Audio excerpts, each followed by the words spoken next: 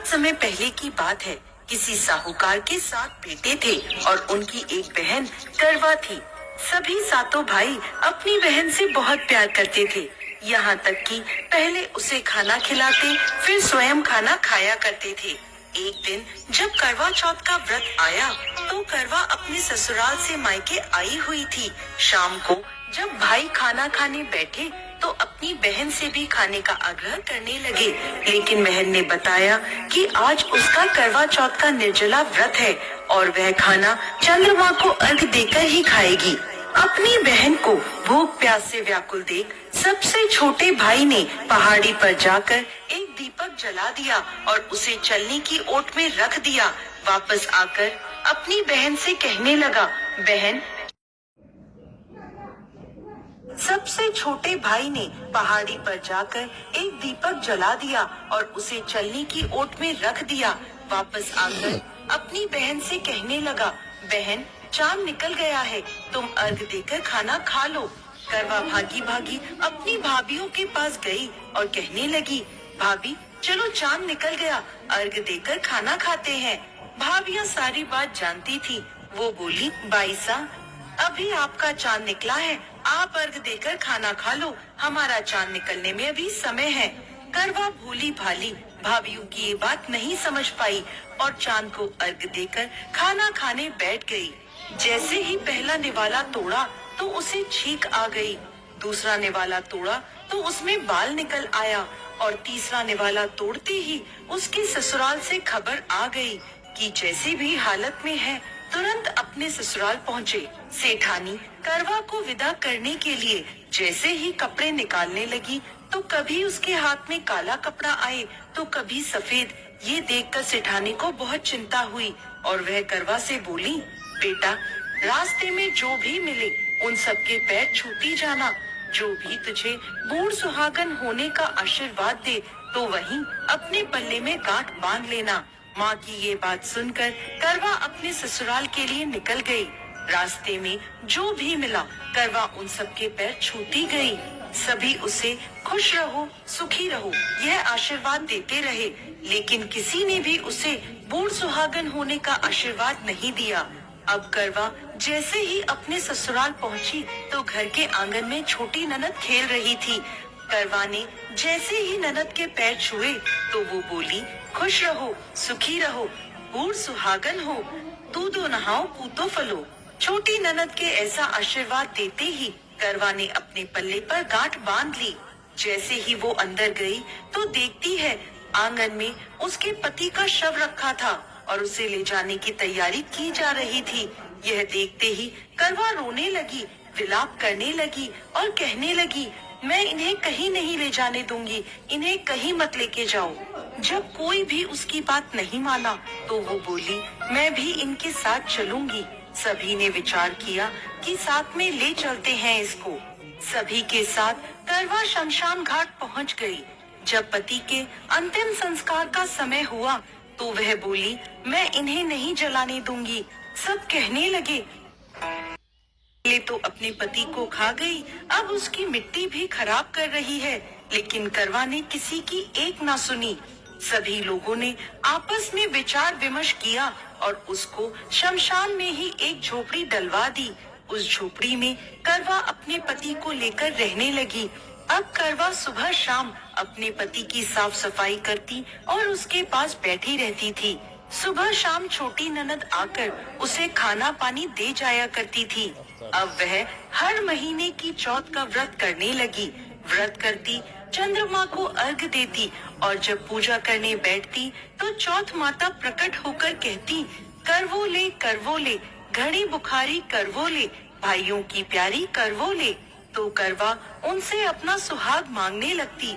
हर महीने की चौथ माता उससे कहती, तेरा सुहाग हमने नहीं, सबसे बड़ी चौथ माता ने लिया है, उनसे अपना सुहाग मांगना। ऐसे करते करते अश्विन की चौथ आई, तो करवा उनसे कहने लगी, माता, मैं 12 महीने से यहाँ बैठी चौथ का व्रत कर रही हूँ, अब तो मुझे मेरा सुहाग वापस लौटा दे। तब अश्विन की चौथ माता करवा से कहने लगी, तेरा सुहाग हम नहीं लौटा सकते, तुझसे बड़ी कार्तिक की चौथ माता नाराज है। यदि तू अपने पति के प्राण वापस चाहती है तो उनके पैर पकड़ लेना और उनके पैर छोड़ना मत। 16 श्रृंगार का सारा सामान तैयार रखना। ऐसा कहकर चौथ माता अंतर ध्यान हो गयी। जब कार्तिक की बड़ी चौथ आई तो करवा ने अपनी छोटी ननद से 16 श्रृंगार का सुहाग का सारा सामान मंगवाया। जब ननद ने जाकर माँ को यह बात बताई तो सास बोली, पागल हो गई है, जो मांगती है दे आओ। छोटी ननद सुहाग का सारा सामान लाकर करवा को दे देती है। अब वह करवा चौथ का व्रत रखती है, चंद्रमा को अर्घ देती है और जैसे ही जोत करी तो चौथ माता उसके सामने प्रकट हुई और कहने लगी, करवो ले, घड़ी बुखारी करवो ले, 7 भाइयों की प्यारी करवो ले, दिन में चांद उगाने वाली करवो ले। तब उसने उनके पैर पकड़ लिए और बोली, माँ मेरा सुहाग मुझे वापस लौटाओ। ये सुन चौथ माता बोली, अरे तू तो बहुत भूखी है, 7 भाइयों की प्यारी है, तुझे सुहाग का क्या काम। तो करवा कहने लगी, नहीं माता, मुझसे बहुत बड़ा पाप हो गया, मेरे सुहाग को मुझे वापस लौटा दो माता। मैं आपके पैर तब तक नहीं छोड़ूंगी जब तक आप मेरा सुहाग मुझे वापस नहीं लौटाती। यह सुनकर चौथ माता ने करवा से एक एक कर सुहाग का सारा सामान मांगा और करवा उन्हें सारा सुहाग का सामान एक एक कर देती गई। तब चौथ माता उससे कहने लगी, तुझे जरूर व्रत करने की सारी विधि सब बात कोई समझा के गया है। तो करवा कहने लगी, माता मुझे तो हालात ने सब कुछ समझा दिया है, आप बस मेरा सुहाग मुझे वापस लौटा दे। तब चौथ माता ने अपनी आंखों से काजल निकाला, उंगलियों से मेहंदी और मांग से सिंदूर निकालकर उसे करवे में घोल दिया और उस जल से उसके पति को छींटा लगाया। छींटा लगते ही उसका पति जीवित हो गया। जाते जाते चौथ माता उसकी झोपड़ी पर लात मार गई, जिससे उसकी झोपड़ी महल में बदल गई। करवा के सब सुख आनंद हो गया।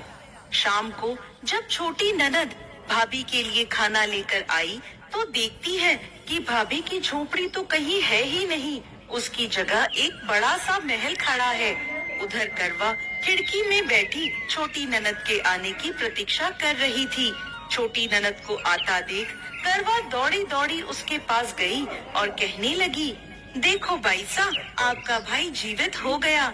घर जाओ और माता जी से कहो कि गाजे बाजे के साथ हमें लेने आए।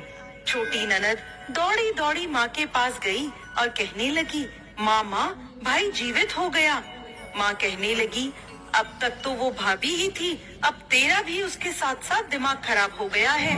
तो वह बोली, नहीं माँ, मैंने अपनी आँखों से देखा है, भाई जीवित हो गया है। ये सुन माँ और बेटी दोनों गाजे बाजे के साथ अपने बेटे और बहू के पास पहुँचे। बेटे को जीवित देख सास बहू के पैर छूने लगी और बहू सास के पैर छूने लगी और कहने लगी, माताजी देखो आपका बेटा जीवित हो गया।